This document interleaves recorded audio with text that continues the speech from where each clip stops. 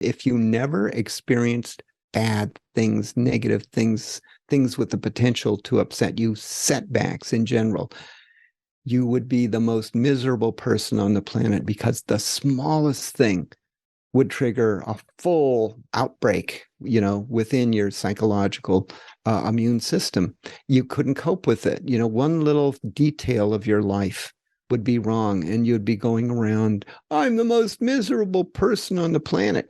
Whereas if you have, or if you are experience a fairly, steady inflow of these, then when one comes along, you'll just say, oh, yeah, I've dealt with this before. I can deal with this. Bill, I've been looking forward to this one. It is such a pleasure to meet you. I'm looking forward to talking about your amazing book. Welcome to the show.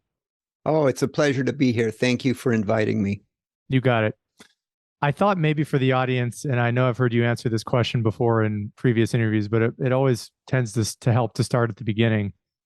How did this book come to be? I've heard you say in other podcast interviews you were expecting about 12 people to read this book, and it's about 15 years old, and you have thousands of Amazon reviews. What's the story of how the book came about in the first place? Okay. So I don't know how far back to go, but I'll start with the late 1990s. So what was I? I've been a tenure track professor since 1983. And so I wanted a career that would succeed. And the way you succeed is, first, you get a tenure track position, which it turns out was a very difficult thing to do, probably even harder today than it was then. Then once you get that you're what's called an assistant professor, so you don't have tenure yet. So then first job is to get tenure, at which point you become an associate professor. So how do you get tenure? Depends on where you're at. If you're at Harvard, you kind of need to teach, but you really, really need to publish. I ended up tenure track at Wright State University in Dayton, Ohio, where you have to do both. And the interesting thing is the publishing. At Harvard, it would typically be highly technical stuff just aimed at your own field.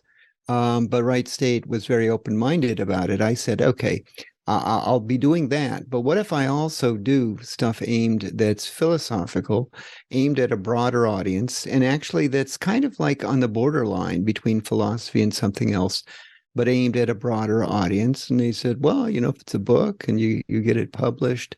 So at that time, I seem to have been going a very low grade kind of midlife crisis. And I thought I wanted to start practicing Zen Buddhism. And then it dawned on me that I had an opportunity to do what we in the Midwest call a twofer.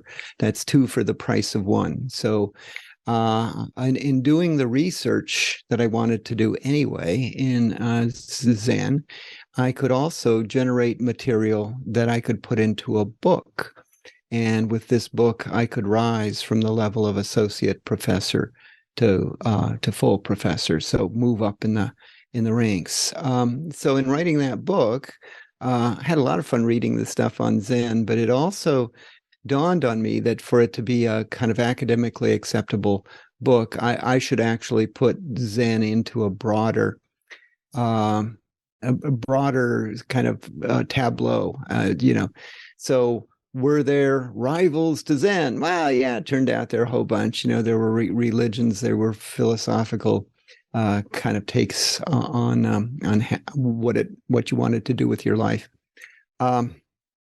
And so in the process of writing that, I stumbled across the Stoics. And I had actually encountered them before, but it would have been in a logic class, because it turns out that the Stoics were the preeminent logicians of their time, and they were the ones who developed propositional logic. And that's the logic of and, or, if, then. It's the kind that's used in programming computers. So they had an interest in that and developed some basic kind of principles. But I had encountered them in the philosophy classes that I took as an undergraduate. I had encountered their logic, but not their philosophy. And now, that's just incredible. How could that be? You left out the best part for this technical stuff. And the more I read about Stoicism, the more fascinating I became. And one surprise was that it seemed like the Stoics and Zen practitioners were aimed at the same goal. The same goal would be, you could use the word tranquility, and that's a dangerous word, though, because that can mean a bunch of different things. Equanimity is perhaps a better word. And what is that? That is the presence in your life of positive emotions and the absence of negative emotions. And how do you tell those apart? Well, the positive ones feel good and the negative ones feel bad. And so we're not talking about feelings, things that feel good, like a good back rub feels good. These are our emotional states. So what feels bad? Well, anger does, anxiety does, envy does. You can go through a list. Well, what feels good? Well, obviously happiness, although we can argue whether that's actually an emotion. It turns out to be an interesting thing. But things like moments of delight, the experience of joy, the experience of awe, awe and wonder at the world. Those are wonderful emotions to experience. And so the other discovery about the Stoics was they weren't anti-emotion, they were anti-negative emotion. And then the key thing is they came up with strategies, psychological strategies, in order to minimize the number of negative emotions you experienced and maximize the number of positive emotions. And they had, half a dozen principles, psychological tricks for doing that. And it became clear to me that if I was comparing, on the one hand, Zen Buddhism and on the other hand, Stoicism, that Zen Buddhism had a much higher price of admission. Lots of meditation, and you might have your moment of insight the next day, or it might be 30 years, or it might be never. But my standard line is, on a good 3-day weekend, you can learn enough to understand what Stoicism is about and to test drive some of its psychological principles and see whether they're working for you. So I did that test drive myself and was just blown away and thought. Now, all of this was done in preparation to write a book called On Desire. So I was looking at both. But then coming out of On Desire, I thought, okay, the world needs Stoicism in the worst way. So I'm going to write a book about it. And nobody's going to buy it because it was simply, the world had no interest, almost no interest. And you could probably count on under 100 self-identifying Stoics on the planet Earth. But I thought it needs to be done. And much to my surprise, well, it got off to a rough start, but it picked up speed. And, it's really interesting to try to think of why that should be. But it turns out I got in at the ground floor of the 21st century Renaissance of interest in Stoicism. And so a book that I thought had to be written, probably wouldn't sell, turned out to be so far the best-selling book I've done. Yeah, fascinating. I think to put this in historical context, right? And I know you've talked about the schools of the ancient world. Like, I think the metaphor you've given is like martial arts schools. Who were the Stoics in prehistory? What's the historical grounding that might be interesting to listeners? Okay, there was a time before philosophy, and Socrates would normally be identified as the first true philosopher. And then he got a lot of followers. People liked to watch what he was doing. And the interesting thing is, he wasn't actually going out and teaching principles. What he would do is he would walk around on the streets of Athens, and when he would come across somebody, he would start a conversation, start asking them questions. Because the people he came up to thought they knew the answers, but it very quickly became apparent that they were fooling themselves. So he didn't have the answers himself, but he thought one useful thing I can do is go around and show other people that they don't have the answers either. Now, of course, he got in trouble doing that, and was forced to, I don't know the polite word for it, but self-euthanize. But and that was the key that opened the lock, because then a whole bunch of schools of philosophy sprang into existence. And we know about Plato. He was a follower of Socrates, and then later Aristotle. And what those people did is they started a school, and it was literally a school, meaning that you had students, and meaning that you could actually make some kind of living if you got followers. So, and I like the following. And so Zeno of Citium, the first Stoic, he created his own school. So this would have been in 300 BC. This would have been long after Socrates, well, a century plus after Socrates. And he decided, what I'm going to do is I'm going to mix together the stuff that's already floating around there and make my own school on the basis of that. I'm going to take a little bit of ethics and a little bit of physics and a little bit of psychology, and I'm going to mix them together.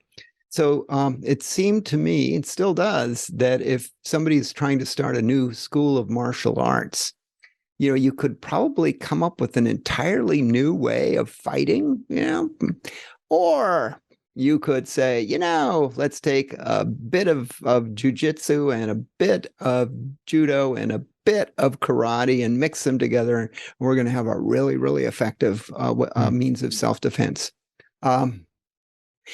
Now, if you tell a philosopher that that's what a philosopher was doing, that he was creating, he was mixing his formula together to reach an audience, they will deny it. No, he was in pursuit of the truth. And that's because modern philosophers in the university don't have the profit motive. We don't have to make our students happy. They pay to come get us. We give them grades. And if you make your students really, really unhappy and you don't have tenure yet, you're probably in deep trouble. But that's not the thing. So we don't have to lure them. They're forced to take our classes. By the way, I'm retired, so I can say things like this and get away with it. But that's what they did. And, if you didn't have students, you didn't have a school. And if your students deserted you, there was your school. But he did a blend that attracted students. And after he died, someone took on in his place. And then, so you have this continuation. And that was all in Greece. And then it made the hop to Rome. Most of what the Greeks did, their writings are lost to us. So we have descriptions of what other people say they were doing and what they were teaching, but we don't really have a good record. But the Romans took it and ran with it and put their own spin on it. And we have a ton of stuff written by the Roman Stoics. The four leading names are Marcus Aurelius, Seneca, Epictetus, and then the fourth one, Musonius Rufus, who's not a commonly known name, but he is very, very good. I like him. In fact, I edited a translation of his. It isn't actually his works. It's the notes taken by one of his students. He didn't leave written words behind. And, I would hate for posterity to know me by the notes taken by my students, because there'd be this page, garbled stuff, and then pictures of cats and things like that from the students' notes. But from what we get, it's a very coherent thing. We find out, wow, he was an early feminist. And we also get a range looking at those Stoics that they weren't a monolithic bunch. It wasn't like there was this one view that they all held. So Marcus was the emperor, and he lived in a palace. Seneca was a billionaire, the first century AD equivalent of a billionaire. He had a very luxurious life. And so you might think, so they're into that, are they? But Musonius, you ask him where's a good place to live, and he would say, well, caves work pretty well. And yet they're all Stoics, mainstream Stoics. So it's not the kind of monolithic doctrine you might imagine.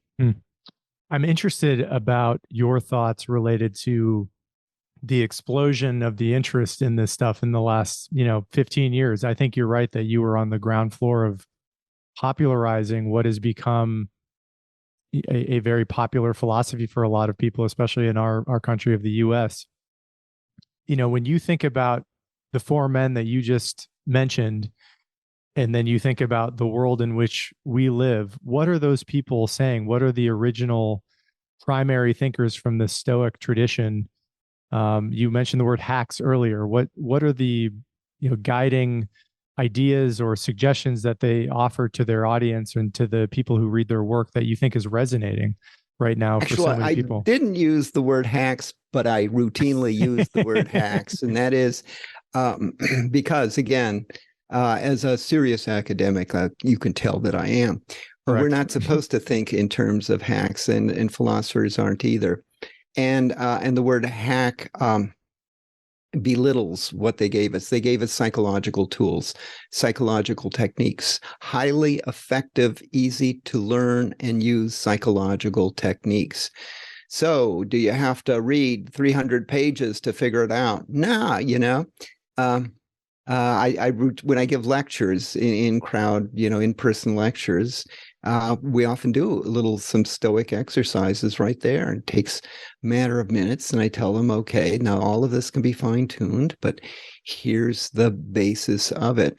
So what a lot of people did, and again, when I wrote Guide to the Good Life, which was the Stoic book that I thought the world needed, I'm usually wrong, by the way, about what the world needs, or at any rate, the world has a different idea of what it needs than my idea of what it needs. But and you can do advanced searches on Amazon, and you can go back and you can say, give it a certain time period, and you can say, list all of the books published in the following year, like all the books published in 2006 that have the word Stoicism in their name. And you'll come up with a bunch from that year, but almost all of them will be the actual works of the actual Stoics, their writings, and then there will be a handful, maybe half a dozen, of books about Stoicism written for broader audiences, written for general audiences, and that's why when I wrote it, I thought, it's not going to sell.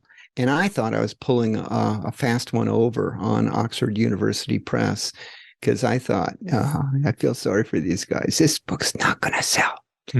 But it did. Rough start. And then it's hard for me to reconstruct what happened. But I know there's public radio out in California, and I'm going to blank on what it is. Pacifica Radio, I think is what it's called. I did an interview there, and it was just a really great interview.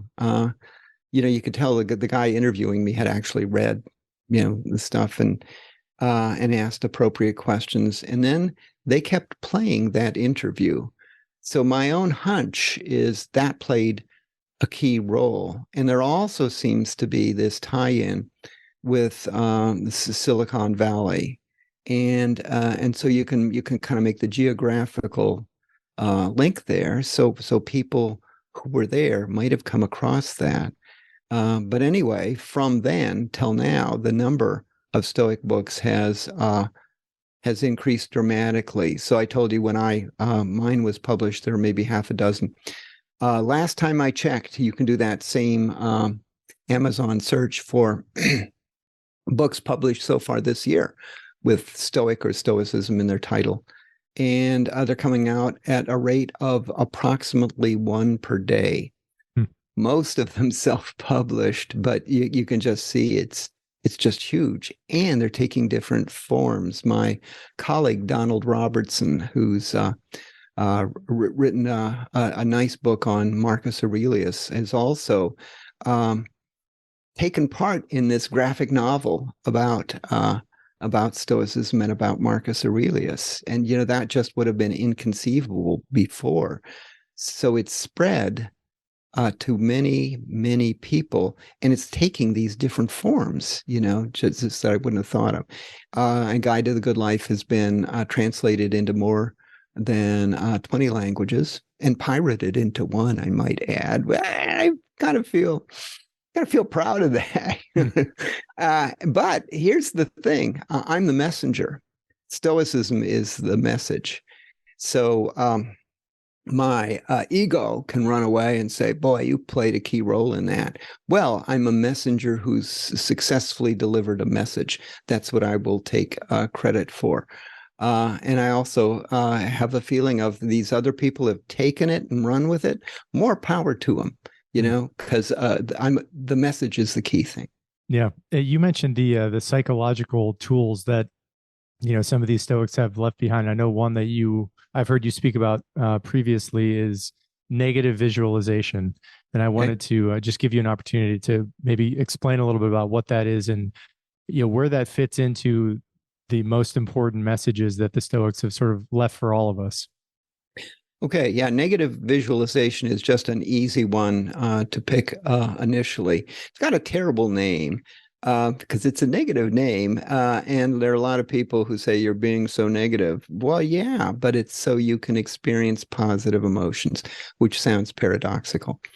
So here's the human predicament in one sentence, and that is you don't appreciate anything in your life. Well, maybe you appreciate some things, but when you appreciate something, usually it fades with the passage of time. And what happens is you start taking it for granted. And you can watch yourself as you pursue your goals in life. You can watch yourself work very hard to attain a goal. And you're thinking, if I get to that goal, that'll be it. I'll be at the top of the mountain and I can just relax and enjoy life after that. And you get there, you get to the top of the mountain and it's wonderful for a few minutes, for a few hours, for a day or two, maybe for a week. And then you start thinking, yeah, this is good. All right. But look over there, an even taller mountain. And if I can make it there. Now, another way to do the metaphor is like you're a person out on the desert. The plane has crashed. You're on the desert and you look off in the distance and see what looks like water. And you go to get it. And but it's just a mirage. But there, off in the distance is another one. So you spend your life pursuing these things. You are dissatisfied with what you have. You imagine there's something else that if only you had it would make everything right and you would live happily ever after. You pursue it, you get there, and it works for a bit, and then you're right back where you were before. And psychologists call this the hedonic treadmill. We work hard to get what we want, and on getting it, we want something new, and we just keep pushing. So both the Zen Buddhists and the Stoics realize there's another way to deal with the hedonic treadmill. One is to just run faster, right? So you've got what you've got now, and then you work really hard to get the thing you want that you don't have. And both the Zen Buddhists and Stoics, and this is one thing that just really blew me away when I realized it, they said, no, there's a second way. What you have to do is you have to learn to appreciate and keep appreciating what you've already got. Because, newsflash, you've already got it. So you're not going to have to pursue it. So how do you do that? Negative visualization is the key technique. So you take the things in life that you're taking for granted and you imagine yourself losing them. And the thing you imagine yourself losing could be your job, could be your health, could be the use of your index finger. You could have it break or something like that. Could be your spouse or partner, could be your children. And the list is very long. So a little while back, I started doing a list of all of the things that I take utterly for granted. One is the ability to understand spoken language. Because you can lose that ability. There's a brain dysfunction that suddenly words just start sounding like noise. If somebody walks up to you and starts speaking Swahili, you hear noise. But when I'm speaking English, you don't actually hear noise. You hear words. that's an ability that can go away. And so there's just a ton of stuff that you take utterly for granted that could go away. And if it did, you'd say, oh, I had it so good, but I didn't appreciate it. Now, if you dwell on that thing, if you dwell on that sort of thing, if you dwell on the bad things that can happen to you, you're going to be a miserable human being. You're going to be depressed. So I'm not suggesting that you dwell on it. I'm suggesting that you make a point of periodically having thoughts about losing the things you've already got. And so when I do in-person lectures, one of the things I do is the closed eye kind of experiment where I say, okay, I want you all to close your eyes. Okay, keep them closed. Okay, now I want you to imagine that this is how you're going to have to go through the rest of your life. Okay, so give them a minute.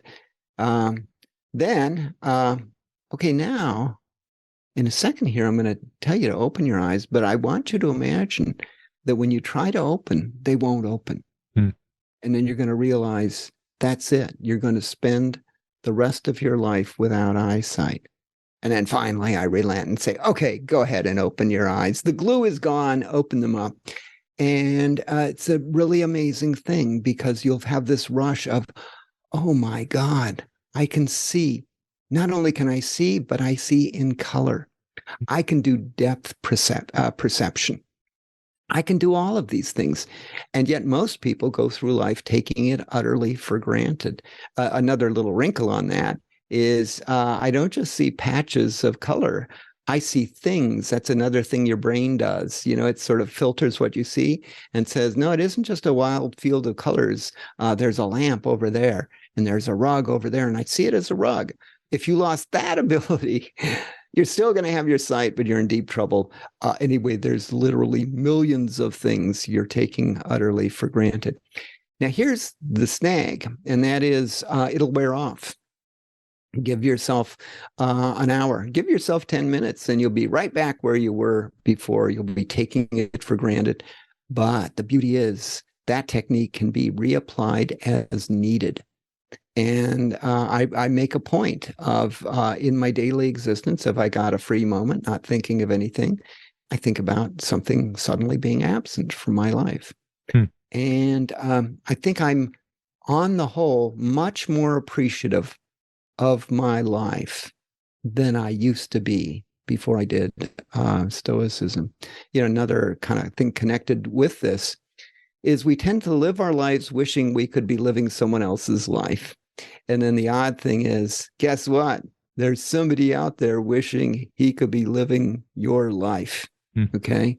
So I got an email from a person who had been reading my books. And she said, you know, she described the circumstances of her life, you know, that she feels unsafe and so on. And I wrote back. I said, you realize there are literally billions of people, billions, who would switch circumstances with you in a heartbeat. They would have, because how come? Well, you have a flush toilet, right? You have a roof over your head. You get food every day. You go through the list, and yet it's easy to take it utterly for granted and wish, well, I wish I had champagne to go with this dinner of mine. You know, I wish I lived in a bigger house. And that's just the human condition. We're insatiable. But there are these psychological tricks we can use to deal with that. Yeah, I think you just said the key word, which is insatiable. And I know, you know, there's a quote about the scantus affair and how, you know, one of the other, and I would love for you to speak about this, but one of the other psychological tools is intentionally introducing periodic adjustments to your lifestyle, not quite torture, but some degree of sacrifice and suffering to appreciate what you do have. If anything resonates with that general idea, I'd love to hear about that, and maybe also just how you've integrated it into your life, because as I understand it, you're a practicing Stoic yourself. Yeah, I'm practicing. The key thing is practicing, you know, and they say practice makes perfect. So do I backslide? Oh, yeah. Are there days when I forget to engage in negative visualization? Oh, yeah. Do I allow myself to get stupidly angry over something? Do I yell at other drivers sometimes who can't hear? Oh yeah, but I'm working on it. I'm working on it. Uh, okay, the whole notion, we want to live in comfort, and if we ever were in complete comfort, we would end up miserable human beings because you have a biological immune system, and it protects you against bugs, germs, viruses, and the world's full of them. And if you have a functioning immune system, it can encounter them and deal with them, and without your health being affected by it. So there's this classic story. Literally, a kid who was born with immune deficiency had to live in a bubble, in a plastic bubble. And I won't do spoilers here, but he ultimately died. But the point is that if you live in a bubble, any irritant from the outside can be fatal. Now, besides having a biological immune system, you have a psychological immune system. And one of the things you want to do is keep it healthy. So how do you keep your biological immune system healthy? Well, you expose it to germs. That you go out of your way to do that. I have a relative who's a pediatrician, and I asked him about just raising kids, and I said, well, what about right now your child, your little baby is sucking on the dog's ear. And I said, is that bad for her? And he said, well, he was taught in medical school that a kid should eat a pound of dirt. And not in one sitting, and not just any dirt, but the point is the constant exposure to germs will build a healthy immune system. So switching over to your psychological immune system, if you never experienced bad things, negative things, things with the potential to upset you, setbacks in general, you would be the most miserable person on the planet, because the smallest thing would trigger a full outbreak, within your psychological immune system. You couldn't cope with it. One little detail of your life would be wrong, and you'd be going around, I'm the most miserable person on the planet. Whereas if you have, or if you are experience a fairly, steady inflow of these, then when one comes along, you'll just say, oh yeah, I've dealt with this before, I can deal with this. And in my case, I live very comfortable circumstances. I mean, you compare me to people in underdeveloped countries and so on.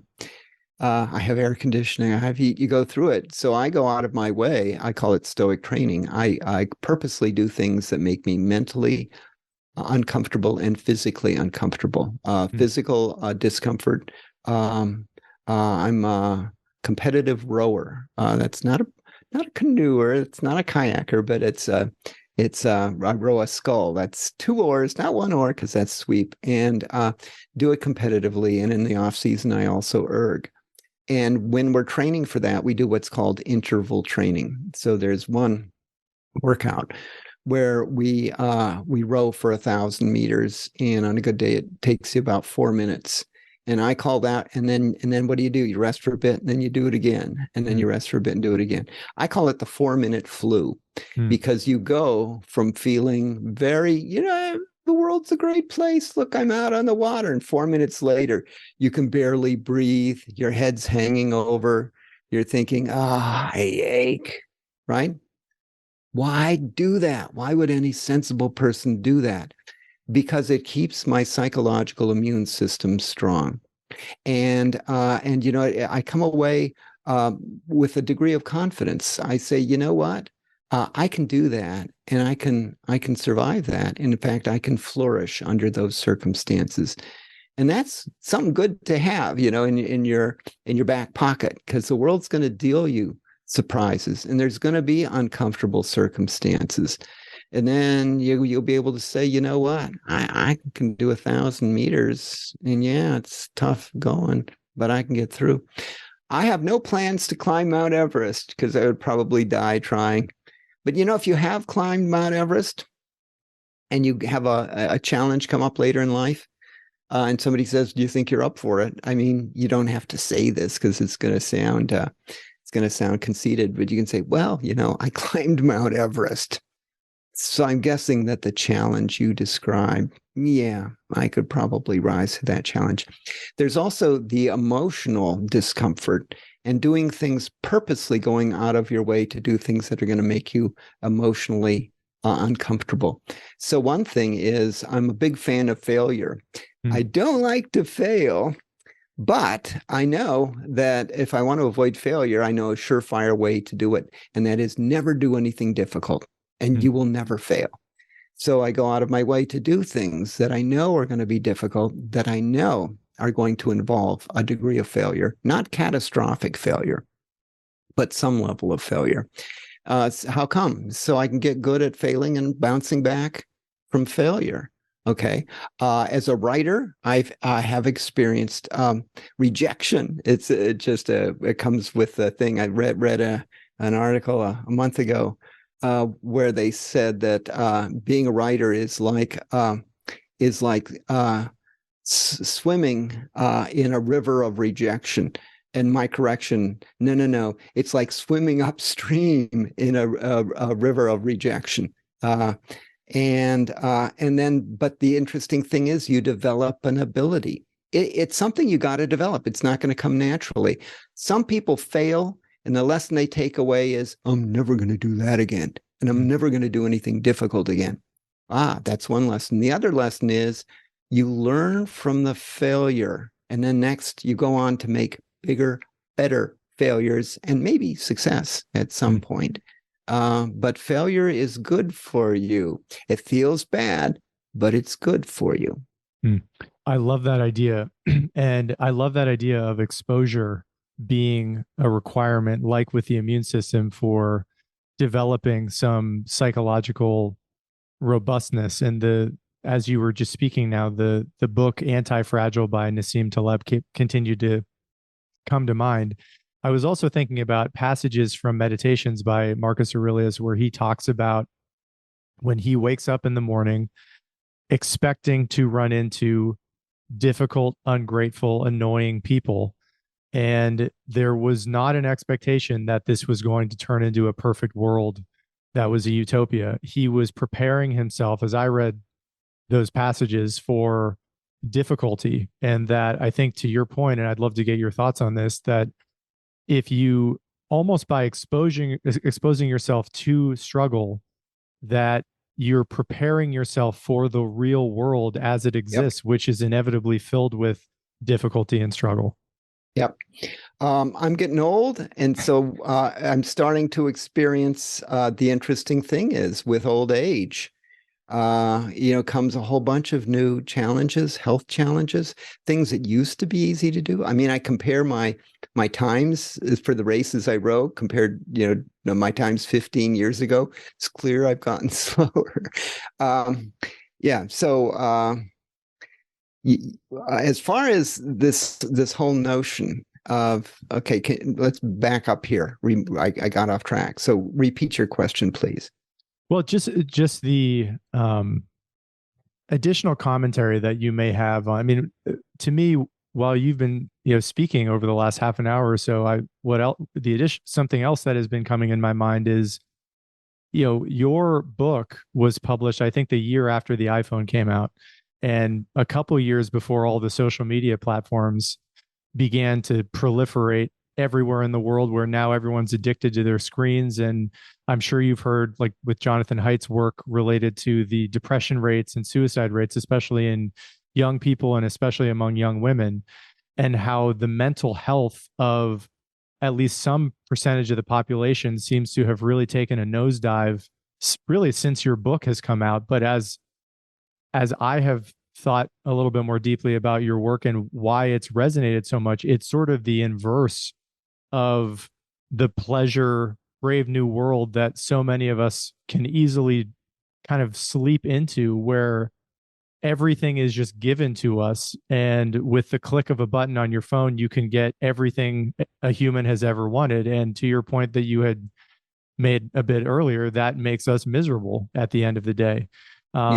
So I just wanted to maybe open up that topic with you, as to, I'm guessing you've thought fairly deeply about this, about the onset and the popularization of your book and other Stoic books in what has become modern life and all of the extreme conveniences that we now enjoy.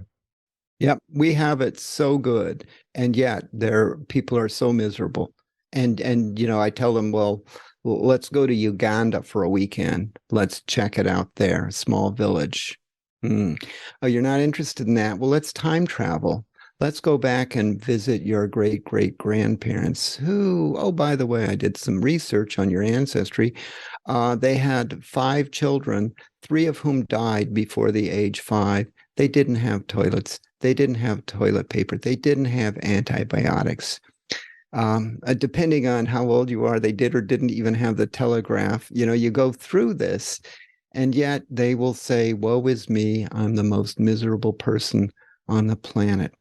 Now, so in conjunction with another project that I'm currently at work on, I've thought a lot about the internet, and in particular, social media has had disastrous consequences, because the first is we now live our lives to impress other people. Now, if you lived, I lived my life to impress Seneca. If I could bring him back, I'd want him to say, you're doing an okay job, kid, right? But he is somebody chosen very carefully, because, he's got values, the right values. But thanks to social media, we can live our lives designed to impress complete strangers. And this whole notion of making your life a public event where you're always just sharing your photos, and they aren't even your real life. They're kind of your life as you kind of wish it would be. And you go deep into debt in order to create the illusion that you're living this perfect life. Okay, you've got one life to live. Do you really want to spend it trying to please total strangers? That's really strange. And the other thing, and this has been in the last few months, I've been thinking about, the AI, and I've been experimenting with Chat GPT. And then you realize the other terrible thing that's going on is the information space has been completely polluted. All of the fake stuff that's appearing, the conspiracy theories, and AI is going to make it worse. I mean, so if it was polluted before, it's going to be worse. So I tried the other day as an experiment. I asked ChatGPT to come up with 3 theories linking wokeness with free-range chickens. Okay, just 2 things pulled out of a hat. Came up with 3 theories that were kind of vaguely plausible. Well, at least as plausible as many of the things you can find right now as widely accepted conspiracy theories. And then another thing is the we're going to lose touch of what's reality and what isn't, because somebody could take this conversation, these images of me, analyze my voice, and then have me say whatever they wanted to, completely different. And how is a person out there going to be able to tell? And the answer is they aren't. And yet it's going to be technology that an 8th grader can use. They're very fast. They grew up on this stuff. They're fast to do it. So what a world. What a world.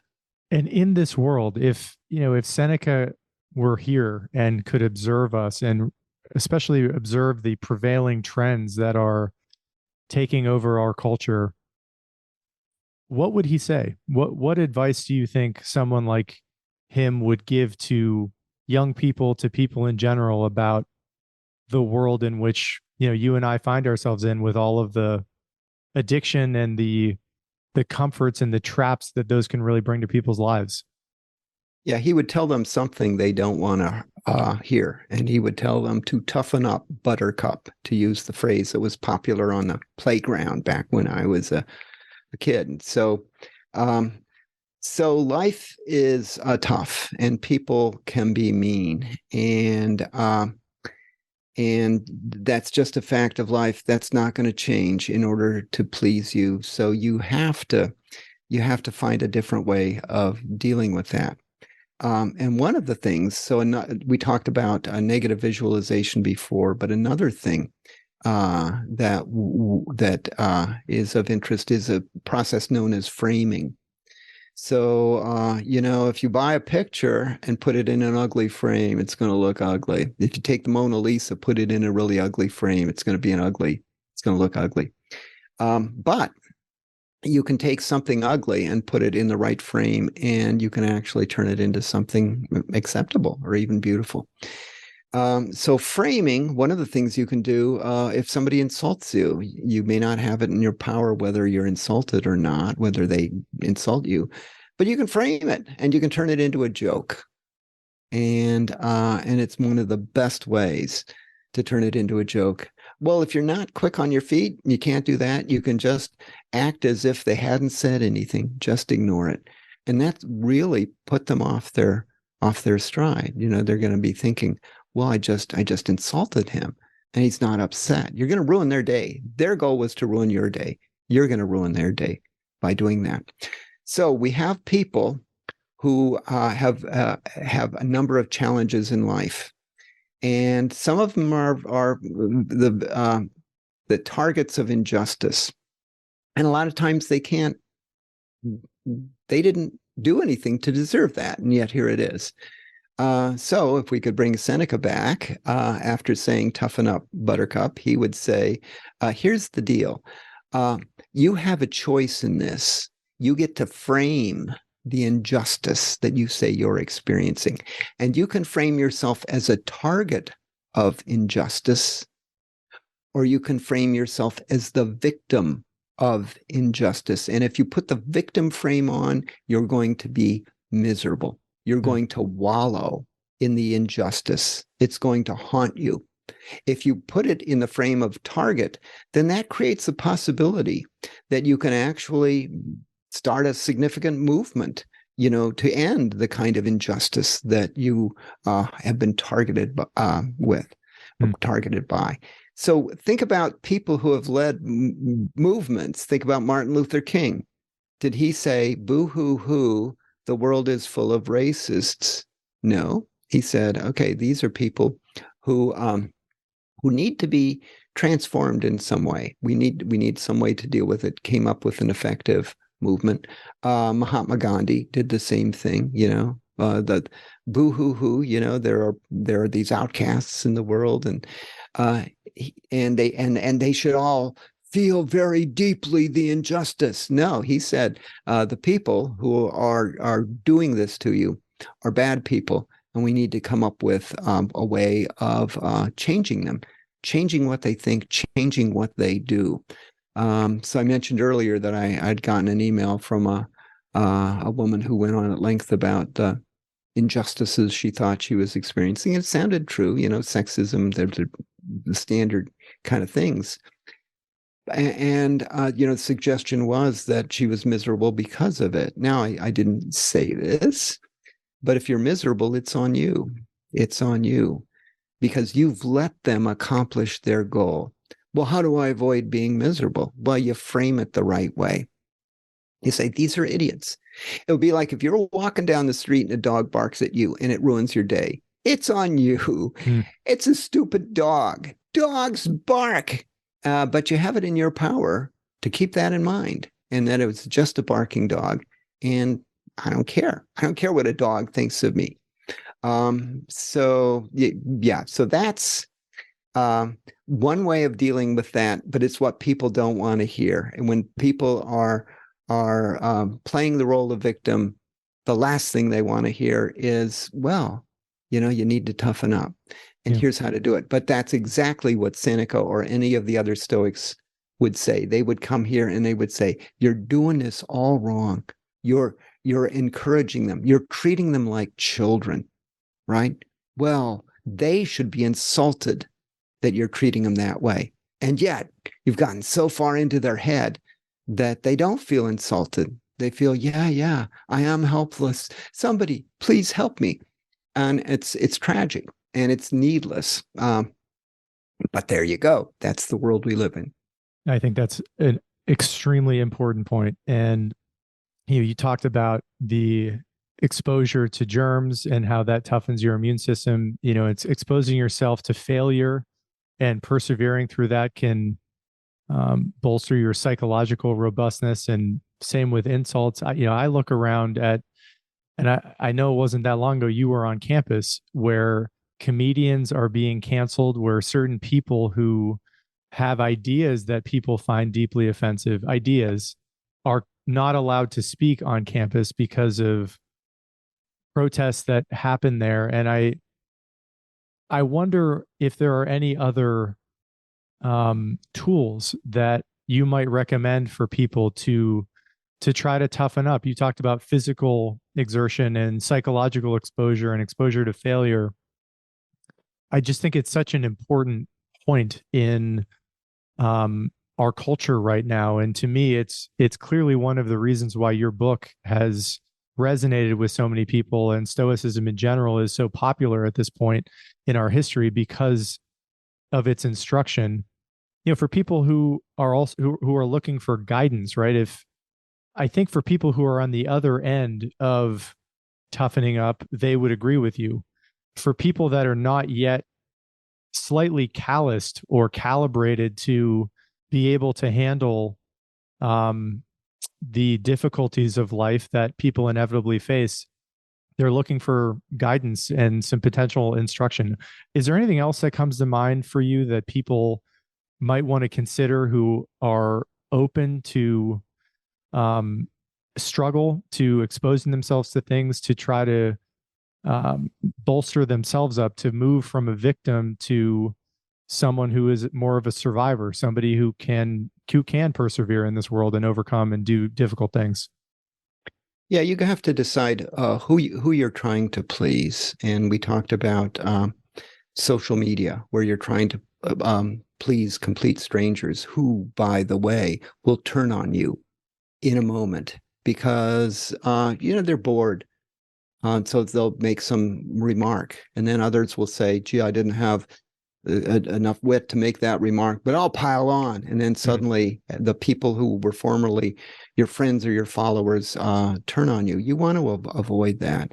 You want to be thinking very carefully, who is it I want to please? And one of the people, the person at the top of your list should be you. What you want matters. Now, you can't trample other people to get what you want, but what you want really matters. And there are people. So I have people that I call my mentors. And when they're talking, I shut up, I get out pencil and paper, and I start taking notes. Now, usually they're mentors in one aspect of something. So I have a rowing mentor, for example. Among my Stoic mentors, I would put Seneca on at the top of the list. So, we have an ego. We're humans. This is how it works. And our ego is always there in the background whispering, well, you know more than this guy does. Or you're good just as you are. Well, lock your ego in a back closet, right? That's where your ego belongs. And instead think, okay, I have one life to live. Who am I trying to please? I'm trying to please myself. What does that mean? And the Stoics would say, well, guess what? You have a fair amount of control, not over what the world does to you, but how your response to it. And so you've got to develop this ability to withstand the bad things the world does to you. And it is an important kind of process that you go through when you practice Stoicism. You realize you're approaching the world from a different angle. I told you I have mentors. I also have anti-mentors. I don't tell them this because it's a really good way to make a lifelong enemy. But these are people who, when they approve of me, I scratch my head and think, well, if that person approves of what I'm doing something wrong. How come? Because that person I know has values that are wildly different than mine. And therefore, if I'm pleasing that person, I have abandoned my own values, and shame on me for doing that. A lot of people, what do they value? Fame and fortune. 2 words. Now we'd have to expand on that. So fame means what? Social status. Fortune means what? Well, enough money so you can buy great stuff, so you can gain social status. So it's really social status at the bottom. Okay, I am avidly not playing that game because it's a loser's game. Wherever you get to, you will always want more. So you will be living a life of dissatisfaction when satisfaction is within your grasp. What you have to do is learn how to be satisfied with what you already have. And a lot of people hear that and they say, well, you're just settling then. Well, yeah, I'm settling. And what I'm settling for is actually really great. And I can be happy doing this. You know, I told you Musonius Rufus in a cave. That's an okay place. Yeah, but shouldn't you want more? Well, yeah, I could, but let's think through the logic of that. Will that make the wanting go away? Nope. It's just a new level. I watched a thing. I've been watching an incredible amount of YouTube lately because it's this extreme laser beam narrowcasting. I mean, if you have an interest in something, they have stuff for you to watch. And so I stumbled across one thing where this guy's deal is apparently to take free jet rides with billionaires. You get to see this inside of a private jet. It's kind of cool, but you get to hear him talk to the billionaires. And the interesting thing is they're living the life of our dreams and they aren't happy. Well, what would you like? Well, more money. Well, how much do you got now? Well, I'm not going to tell you, but it's in the billions. And you need more. Yeah. How come? Because what I have is not enough. The ability to have enough. That's a very key notion. If you have enough, good for you. But if you don't have enough, you're going to live a life of dissatisfaction. You've got one life to live. Do you really want to live it in a state of dissatisfaction? I love it. It reminds me of a Vonnegut line, which I'm guessing you may have heard before, where he's dining at a billionaire's house. And I thought I would get away with it, but yes, I was lifted. Go ahead. And he says, he's dining, and his friend says, "What do you think of this place?" And Vonnegut says, "Well, I have one thing that this man never will." And his friend said, "What's that?" And he said, "I have enough." Yep. And another line that came to mind is a famous Warren Buffett line that it's not greed that drives the world, but envy. Yeah. Bill, I can't tell you how much I love this conversation and how much I want to just thank you for your contribution to launching Stoicism back into our culture. And I think it will have inevitably and has had positive effects on just the strength and the abilities of people who live in the West and in our culture in general. I thought maybe I would close with a quote from your book, which touches on a theme you were just mentioning at the end. And this is from you. If we seek social status, we give other people power over us. We have to do things calculated to make them admire us, and we have to refrain from doing things that will trigger their disfavor. I really appreciate your time, Bill. It was wonderful to meet you, and thank you so much again. Oh, thank you. I very much enjoyed our conversation.